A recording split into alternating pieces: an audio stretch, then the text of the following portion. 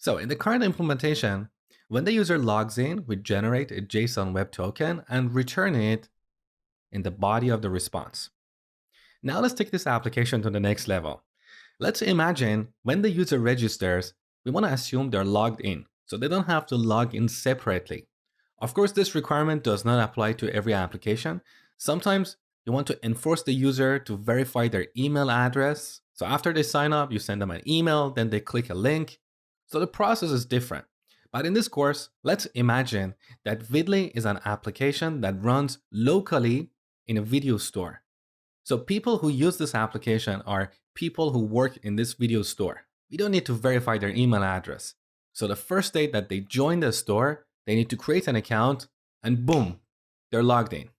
So let's go to our users module. Okay, here's the post method. This is where you register a new user. If you look at the response we're returning here, we are returning an object with these three properties. Now we can add the JSON Web Token as another property here, but that's a little bit ugly because it's not a property of a user. A better approach is to return the JSON Web Token in an HTTP header.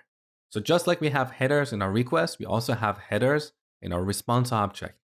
So I'm going to go back to our auth module and borrow this line of code for generating the token. So copy this. Now back to the users module. Before we send the response to the client, we generate the token, and then we call response.header. With this, we can set a header. Now for any custom headers that we define in our application, we should prefix these headers with X dash. Now we give it an arbitrary name, like authentication or auth dash token. This is the first argument, which is the name of the header. The second argument is the value, which is in this case, our token. So with this simple change, we set this header and then send this response to the client. Okay. Now on line 20, we are using JWT as well as the config module. So we need to import these on the top. So constant JWT, we set this to require JSON Web Token. And similarly, constant config, we set this to require config. Now let's test this. So in the last lecture, I ran the application with Node instead of NodeMon. So my changes are not visible. So we need to stop the application and run it with NodeMon. Okay, beautiful.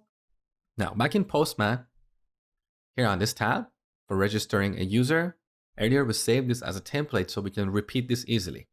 So I'm going to change this email to an email that I have not registered before. Send. Okay, take a look. So here's the body of the response, exactly like before.